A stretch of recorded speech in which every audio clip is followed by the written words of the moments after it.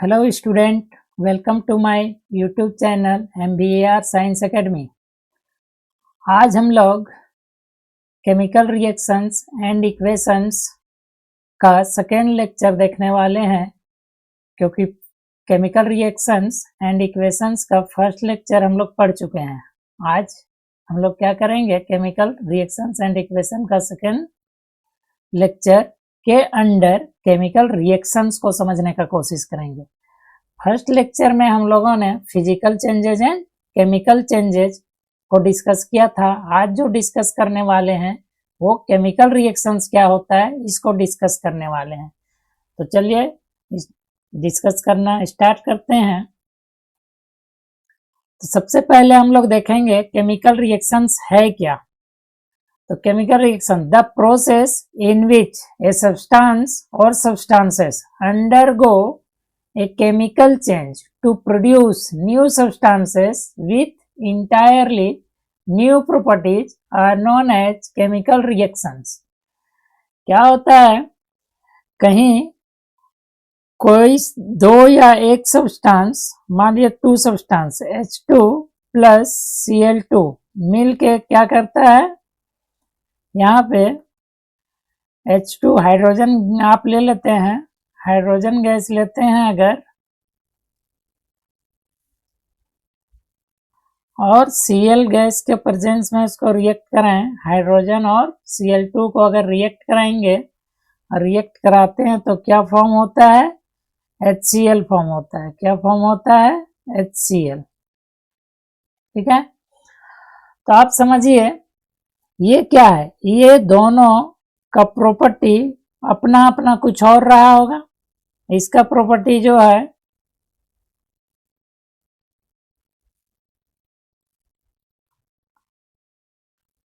देखिए ये क्या है, हाइड्रोजन है, ये क्या बोलेंगे, हाइड्रोजन।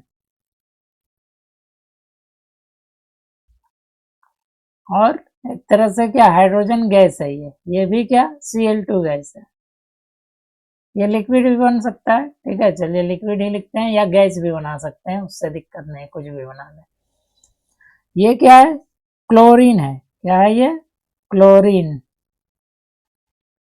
क्लोरीन गैस है। लेकिन यहाँ क्या बना, हाइड्रोक्लोरिक एसिड बना। क्या बना, हाइड्रोक्लोरिक एसिड, एसिड बना। तो आप समझने की कोशिश कीजिए, इसका जो प्रॉपर्टीज होगा अपना कुछ प्रॉपर्टीज रहा होगा, इसका भी कुछ अपना प्रॉपर्टी रहा होगा। अब जो ये दोनों से मिल के जो नया सब्सटेंस बना, उसका प्रॉपर्टीज बिल्कुल भी इस दोनों से मैच नहीं करेगा। और रिएक्ट करने वाले सब्सटेंस को हम लोग रिएक्टेंट बोलते हैं। ये दोनों जो रिएक्ट किया, इसको क्या रिएक्टेंट बोलेंगे, रिएक्टेंट, रिएक्टेंट्स है। और ये जो नया सब्सटेंस बना, इसको क्या प्रोडक्ट बोलेंगे। क्या बोलते हैं इसको, प्रोडक्ट।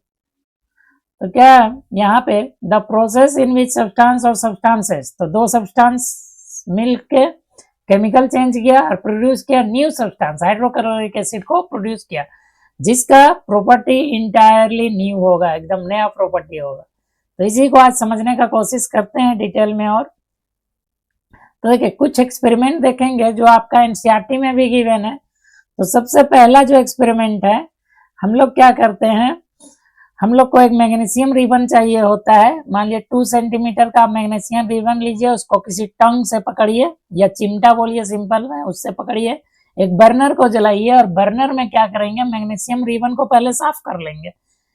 उस पर अगर मैग्नीशियम ऑक्साइड पहले से बना हुआ होगा तो उसको साफ करेंगे। तो देखेंगे क्या, अगर बर्नर को जला के और जाके मैग्नीशियम रिबन को वहां जलाएंगे, तो वो जो इन्वायरमेंट में एयर है उससे क्या करेगा, ऑक्सीजन वहां से लेगा, और मैग्नीशियम और ऑक्सीजन मिलके मैग्नीशियम एक वाइट प्रोडक्ट बना देगा, जिसको मैग्नीशियम ऑक्साइड बोलेंगे। तो फर्स्ट जो समझाया गया है, लेकिन इस एक्टिविटी को करने से पहले, इस एक्सपेरिमेंट को करने से पहले कुछ बातों को आपको ध्यान रखनी है। एक तो टीचर का प्रेजेंस में करना है, दूसरा क्या है, आई प्रोटेक्शन आपके पास होना चाहिए। कहीं भी वेल्डिंग दुकान पे देखे होंगे, वेल्डर लोग एक स्पेशल टाइप का ग्लास अपने आंख में लगाता है वेल्डिंग करने टाइम, उसी को आपको उस टाइप का ही ग्लास को आपके आई में रखना लगाना होगा, नहीं तो आपका आंख खराब हो सकती है और आपको अपना आई को मतलब आंख को दूर रखना है उससे। तो समझ गए होंगे क्या करना है, मैग्नीशियम का रिबन लेना है और एयर के प्रेजेंस में किसी बर्नर को जला के उसमें जलाना है, तो हम लोग को क्या मैग्नीशियम ऑक्साइड मिल जाएगा। तो इसी को समझने की कोशिश कीजिए। और देखिए एनसीईआरटी में आपको ये डायग्राम दिख जाएगा, देख रहे हैं ये क्या है, ये आपका बर्नर है, जला रहे हैं।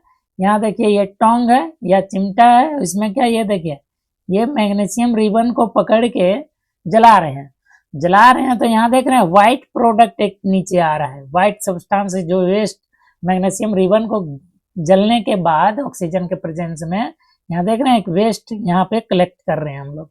ये वेस्ट क्या है, यही वेस्ट व्हाइट कलर का यहाँ पे आके डिपॉजिट हो रहा है या कलेक्ट हो रहा है, जिसको मैग्नीशियम ऑक्साइड बोलेंगे। ये डायग्राम आपको एनसीईआरटी में देना है, इस डायग्राम को पता भी रखना है आप लोगों। कभी कभी क्या होता है ये डायग्राम दे देगा आपको एग्जाम में और आपको नेमिंग करने बोल सकता है, सीबीएसई कई बार ऐसा कर चुका है, तो आपको इस बात का भी ध्यान रखना है। नेक्स्ट तो इसका आगे बढ़ते हैं, तो क्या बताया देख रहे हैं ऐसा एकदम रियल देखें तो देखिए ये क्या बर्नर जल रहा है, इधर हम लोग मैग्नीशियम का रिबन को पकड़े हुए हैं और जला रहे हैं, तो यहाँ देख रहे हैं व्हाइट सब्सटेंस इधर सर आके फ्लोर पे क्या हो रहा है, जमा हो रहा है, डिपॉजिट हो रहा है, ये सब क्या है मैग्नीशियम ऑक्साइड गिरा हुआ है। समझ गए। तो इसी को देखिए, इसको अगर हम लोग और अब रिएक्शन के थ्रू देखते हैं, इसका रिएक्शन देखने का कोशिश करते हैं। तो देखिए मैग्नीशियम था, मैग्नीशियम का रिबन लिया, एयर के प्रेजेंस में जलाएं, एयर में क्या होता है ऑक्सीजन प्रेजेंट होता है, ऑक्सीजन से जब मैग्नीशियम को जलाते हैं तो ऑक्सीजन से रिएक्ट करता है और क्या बनाया मैग्नीशियम ऑक्साइड बना लिया। ठीक है, मैग्नीशियम सॉलिड था, ऑक्सीजन क्या था गैस के फॉर्म में था और जो प्रोडक्ट बना वो क्या बना सॉलिड। तो ऑक्सीजन यहाँ देखिए क्या गैस से सॉलिड में कन्वर्ट हुआ। तो एक तरह से क्या रिएक्शन का यहाँ नेचर भी देखिए सॉलिड फॉर्म हो रहा है। ठीक है, अगर यहाँ पे बात करें तो रिएक्शन अगर देखने की कोशिश कीजिए तो इसको क्या मैग्नीशियम बोलते हैं हम लोग, इसको क्या बोलिएगा ऑक्सीजन, कहाँ से फ्रॉम गैस मतलब फ्रॉम एयर, हवा से अपने आप मिल जाएगा आपको। बर्नर आपको चाहिए, मैग्नीशियम का रिबन चाहिए, आपको ऑक्सीजन नहीं चाहिए। आप जहाँ बर्नर जलाएं वहां आप मैग्नीशियम का रिबन ले जाइए, ऑक्सीजन अपने आप उसको मिल जाएगा इन्वायरमेंट से, मतलब एटमॉस्फेयर से वो ऑक्सीजन ले लेगा, क्योंकि एटमॉस्फेयर में एयर प्रेजेंट है, उसमें ऑक्सीजन प्रेजेंट है। और ये जो प्रोडक्ट बना उसको हम लोग क्या मैग्नीशियम ऑक्साइड बोलेंगे। अब देखिए मैग्नीशियम और ऑक्सीजन रिएक्ट करा तो ये दोनों क्या रिएक्टेंट कहलाएगा, और जो प्रोडक्ट ये दोनों के रिएक्शन के बाद जो प्रोडक्ट बना जो बना जो कुछ उसको क्या प्रोडक्ट बोलेंगे। और आप लोग को बता चुके हैं ये दोनों क्या रिएक्टेंट है और ये क्या प्रोडक्ट है, और प्रोडक्ट का जो प्रॉपर्टीज होगा इंटायरली डिफरेंट होगा रिएक्टेंट से, आपको यही याद रखना है। तो इसका कंक्लूजन अगर देख लें तो क्या है magnesium burns in air to combine with oxygen to form magnesium oxide. Magnesium क्या किया एयर में अगर जलाएं तो ऑक्सीजन के साथ कॉम्बाइन किया और क्या बना लिया मैग्नीशियम ऑक्साइड बना लिया। नेक्स्ट आते हैं, अगर सेकेंड एक्टिविटी आप देखने की कोशिश करें तो वहां पे क्या देखें हम लोग गैस से सॉलिड बना। ठीक है, गैस क्या हुआ सॉलिड में कन्वर्ट हुआ सॉलिड के साथ मिलकर। अगर एक एक्टिविटी अलग देखें, दूसरा एक्टिविटी अगर देखें तो ये भी एनसीईआरटी से ही लिया गया, ये भी एक्टिविटी। इसमें भी देखिए क्या है the reaction between lead nitrate solution and potassium iodide solution. देखिए ये क्या है लीड नाइट्रेट का सॉल्यूशन है, ये क्या है पोटेशियम आयोडाइड का सॉल्यूशन है। दोनों देखिए कलरलेस है और लिक्विड है।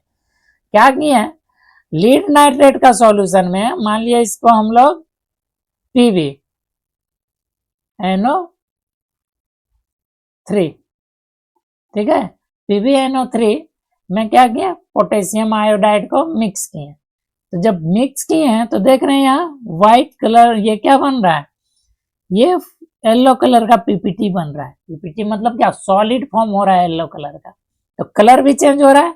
देखिए कलरलेस से क्या हो रहा है येलो कलर में जा रहा है। मतलब इस एक्सपेरिमेंट में हम लोग क्या समझ रहे हैं दो चीज, एक क्या दो लिक्विड मिलकर सॉलिड में फॉर्म हो रहा है।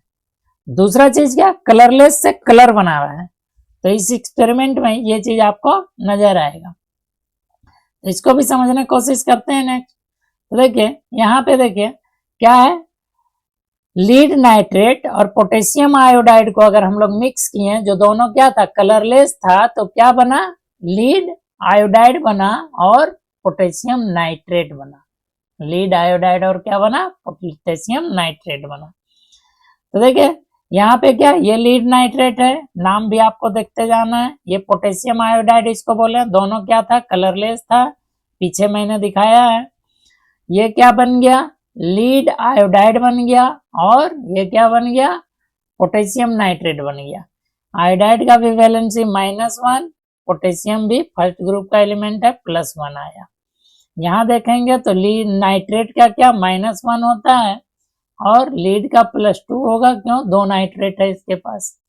ठीक है, क्या है, 2 नाइट्रेट है इसके पास, तो यहाँ पे 2 नाइट्रेट 1।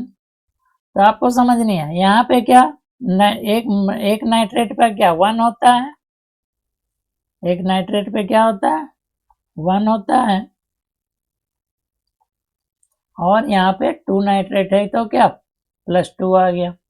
यहाँ पे क्या, नाइट्रेट पे -1 होता है, पोटेशियम पे +2। ये आपको नहीं समझ में आ रहा है तो नहीं समझना है ज्यादा डिटेल, ये 2 का मीनिंग हम बता रहे थे। ठीक है, क्या बता रहा है, 2 का मीनिंग क्या है, इसका जो ऑक्सीडेशन स्टेट है +2 है, क्योंकि आयोडीन का -1, हेलोजन फैमिली का पूरे का -1 होता है, तो इसलिए अब क्या, जो ये येलो कलर का बना वो लीड आयोडाइड है, और इसमें भी कलरलेस है जो पोटेशियम नाइट्रेट बना।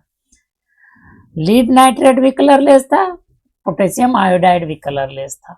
ठीक है, चलिए अब क्या, ये दोनों रिएक्टेंट कहलाएगा, ये दोनों रिएक्टेंट कहलाएगा, ये दोनों प्रोडक्ट कहलाएगा। तो यहाँ पे क्या देखें आप, 2 कलरलेस लिक्विड था, तो इस केमिकल रिएक्शन में क्या हुआ, कलर चेंज हुआ। दूसरा चीज क्या, सॉलिड बना, लिक्विड से क्या बना, सॉलिड, और कलर भी क्या चेंज हुआ। तो इस रिएक्शन में हम लोग क्या समझें कि केमिकल रिएक्शन में लिक्विड से सॉलिड बन सकता है, कलर भी चेंज हो सकता है। 2 केमिकल प्रॉपर्टीज, यहाँ हम केमिकल रिएक्शन का 2 प्रॉपर्टीज, यहाँ केमिकल रिएक्शन हो रहा है कि नहीं हो रहा है, 2 चीज हम लोग यहाँ सीख लिए। चलिए आगे देखते हैं, यहाँ कंक्लूजन में क्या लिख सकते हैं हम लोग, lead nitrate solution react with potassium iodide solution to form a yellow precipitate of lead iodide. Yellow precipitate कहने का मतलब क्या है, यहाँ पे देख रहे होंगे आप, यहाँ पे रिएक्शन कराए, यहाँ पे ले बना रहे हैं, रिएक्शन कराए तो 2 लिक्विड को मिक्स किए, 2 लिक्विड को क्या किए, मिक्स किए, तो दोनों लिक्विड था, लेकिन देख रहे हैं येलो कलर का, इसका मतलब क्या, सॉलिड बना, जो येलो कलर का दिख रहा है वो क्या, सॉलिड बना। तो आपको इतना लिखना है जितना टाइप किया हुआ है, बाकी कुछ भी नहीं लिखना है, आगे समझने की कोशिश सिर्फ करना है आपको। अगर हम लोग बात करें थर्ड एक्टिविटी देखें, अगर थर्ड टाइप का एक्सपेरिमेंट या एक्टिविटी देखें, तो इसमें क्या है, the reaction between zinc and sulphuric acid और हाइड्रोक्लोरिक एसिड। अगर जिंक और सल्फ्यूरिक एसिड या हाइड्रोक्लोरिक एसिड के बीच में रिएक्ट कराते हैं, तो हम लोग क्या देखते हैं, जिंक जो है, जिंक सल्फेट बना लेगा और हाइड्रोजन गैस को रिलीज करेगा। मतलब एसिड को जिंक के साथ रिएक्ट करेंगे तो क्या करेगा, हाइड्रोजन गैस फॉर्म करेगा। मतलब क्या, यहाँ पे समझने की कोशिश करते हैं, ये एनसीईआरटी का डायग्राम है, इसमें आप लोग को ज्यादा नहीं सोचनी है। तो यहाँ पे देखिए एसिड था, एसिड में क्या किए हम लोग, जिंक लिए, जिंक का ग्रेनुल लिए, उसमें क्या सल्फ्यूरिक एसिड को मिक्स किए, तो क्या है, हाइड्रोजन गैस यहाँ से रिलीज हुआ कॉनिकल फ्लास्क में, और ग्लास ट्यूब कॉर्क लगा दिए। अब यहाँ पे कैसे जानेंगे हाइड्रोजन गैस, तो यहाँ जलता हुआ मोमबत्ती अगर ले जाएंगे ना, जलता हुआ मोमबत्ती अगर ले जाइएगा तो इससे पॉपिंग साउंड निकलेगा, तो हाइड्रोजन गैस का प्रेजेंस को इंडिकेट करता है वो साउंड।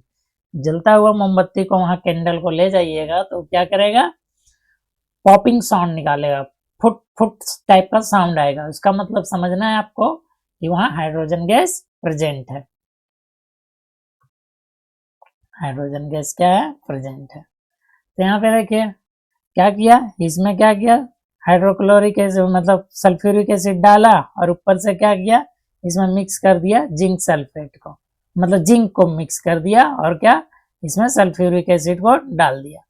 तो क्या देखा, ये बैलून में इकट्ठा किया, जो गैस बना वो बैलून था, बैलून में क्या आ गया, हाइड्रोजन गैस आ गया। इसी को और हम लोग समझने की कोशिश करेंगे।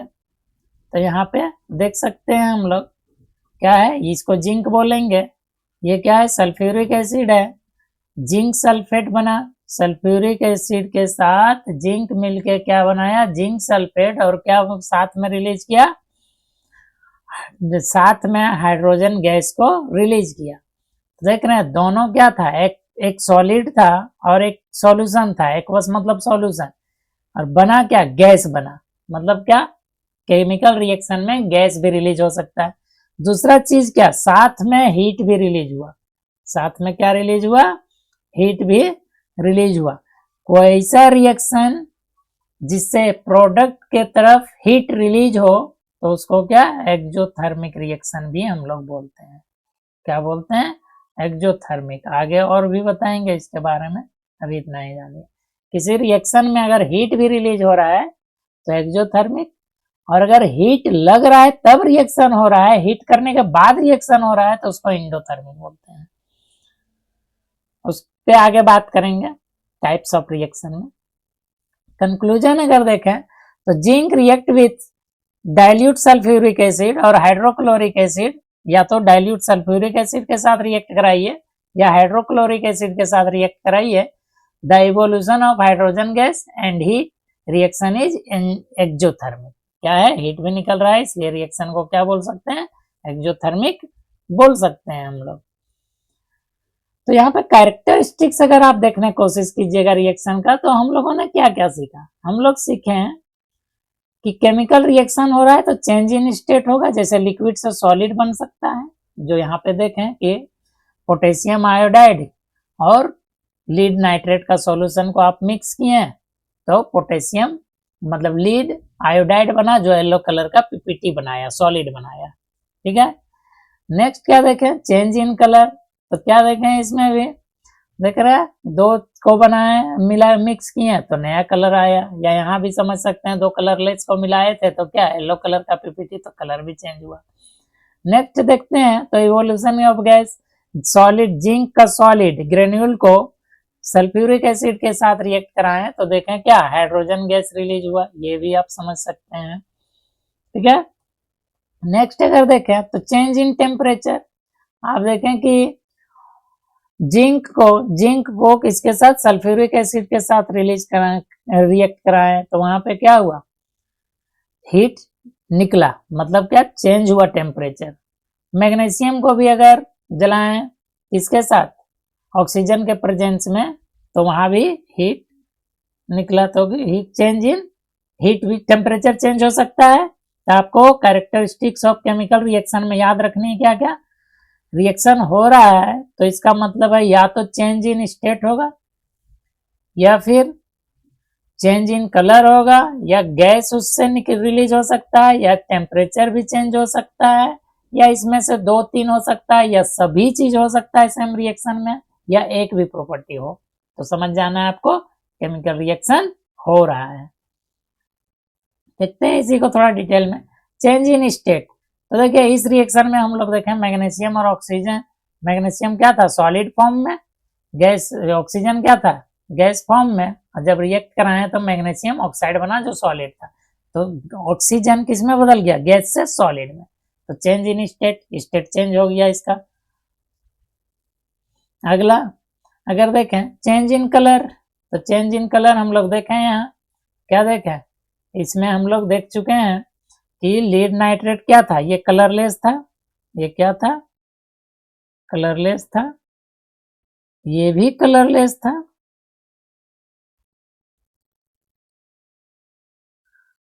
लेकिन ये क्या बना, येलो कलर का पीपीटी बना था, येलो पीपीटी बना था, ठीक है, ये भी कलरलेस था। तो समझ गया। इसमें क्या चेंज इन, यहाँ भी बोल सकते हैं लिक्विड लिक्विड से क्या सॉलिड बना, यहाँ भी, यहाँ क्या हुआ चेंज इन स्टेट भी हुआ और चेंज इन कलर भी हुआ, कलर भी चेंज हुआ और स्टेट भी चेंज हुआ। नेक्स्ट अगर देखें तो इवोल्यूशन ऑफ गैस, इसमें आप लोग देखें जिंक को आप रिएक्ट कराएं किससे HCl से, तो क्या हुआ जिंक क्लोराइड बना और हाइड्रोजन गैस रिलीज हुआ। या तो बोले जिंक को रिएक्ट कराएं हम लोग किससे H2SO4 से, तो क्या जिंक सल्फेट बना और साथ में क्या हाइड्रोजन गैस रिलीज हुआ प्लस हीट भी रिलीज हुआ। ठीक है, तो ये भी बोल सकते हैं इवोल्यूशन ऑफ गैस भी हुआ। तो इस रिएक्शन में क्या हीट भी रिलीज हुआ और गैस भी रिलीज हुआ। अगला अगर देखें तो देखिए चेंज इन टेम्परेचर, तो क्या होता है most of the reaction are accompanied by the temperature change, increase और डिक्रीज इन टेम्परेचर। अगर टेम्परेचर इंक्रीज कर रहा है तो इंडोथर्मिक है और टेम्परेचर डिक्रीज कर रहा है तो एक्सोथर्मिक है, मतलब सिस्टम का। ठीक है, देखिए मतलब होता क्या है, मान लीजिए इसमें आप इस टेस्ट ट्यूब में रिएक्शन कर रहे हैं, अब यहाँ अगर हीट ऐड हो रहा है, यहाँ क्या हो रहा है हीट ऐड हो रहा है, तो इसको हम लोग क्या बोलेंगे इंडोथर्मिक होगा। जब हीट लग रहा है तो क्या है ये इंडोथर्मिक। और अगर इससे हीट बाहर जा रहा है, हीट क्या हो रहा है बाहर जा रहा है, तो इसको क्या एक्सोथर्मिक बोलते हैं, हम लोग क्या बोलते हैं एक्सोथर्मिक बोलते हैं। ठीक है, तो टेम्परेचर भी चेंज हो सकता है, जैसे कि इस रिएक्शन में, सॉरी ये रिएक्शन गड़बड़ हो गया। ठीक है,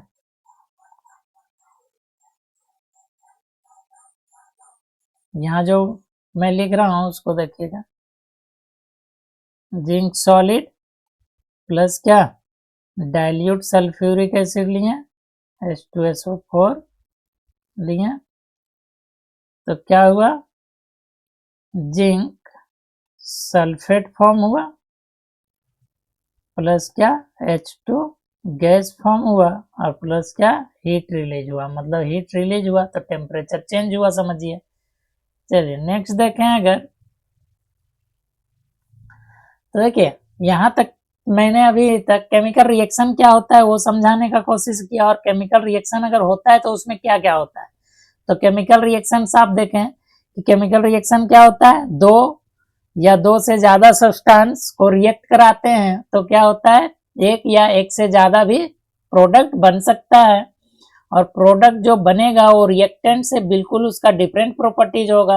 रिएक्शन होने का मतलब है हो सकता है कलर चेंज हो, टेम्परेचर चेंज हो या उसका स्टेट चेंज हो, तो हम लोग समझेंगे क्या, या गैस इवॉल्व हो तो समझेंगे क्या कि केमिकल रिएक्शन हो रहा है। अब क्या है कुछ केमिकल फॉर्मूला है, कुछ नेम एंड केमिकल फॉर्मूला है जिसको आपको याद रखनी है, आगे काम आएगी, समझ गए। तो इसको आपको याद रखिएगा। मान लिए कहीं लिखा है कैल्शियम हाइड्रोक्साइड या लाइम वाटर या स्लेक लाइम, मतलब समझ जाना है CaOH2 है, कैल्शियम हाइड्रोक्साइड है, क्या है कैल्शियम हाइड्रोक्साइड है इसका मीनिंग। नेक्स्ट आपको याद रखनी है कैल्शियम कार्बोनेट या मार्बल या लाइम स्टोन लिखा रहे तो क्या समझना है CaCO3 बोलेंगे उसको, क्या बोलेंगे केमिकल फॉर्मूला उसका CaCO3 होगा उसका केमिकल फॉर्मूला। अगर कहीं पे कैल्शियम ऑक्साइड लिखा है या क्विक लाइम लिखा है तो समझना है CaO लिखना है उसको, कैल्शियम ऑक्साइड। ठीक है CaO। नेक्स्ट है अगर आयरन ऑक्साइड लिखा है तो 2 लिखा है तो FeO लिखेंगे, क्या लिखेंगे FeO। अगर लिखा है आयरन 3 ऑक्साइड लिखा है तो Fe2O3 लिखेंगे, क्या लिखेंगे Fe2O3 लिखेंगे। आपको अभी इतना ही सिंपल लिखना है, इस पे बहुत कुछ बताने के लिए है लेकिन ज्यादा कुछ बताने लगेंगे तो आप लोग को टफ हो जाएगा आप लोग के लेवल के लिए, इसलिए नहीं बता सकते हैं क्यों 3 लिखे क्यों 2 लिखे हैं, अभी सिंपल याद रखिए आप लोग, ये आगे क्लास की बात है। नेक्स्ट अगर देखेंगे तो मैग्नीशियम ऑक्साइड MgO लिखेंगे, याद रखनी है।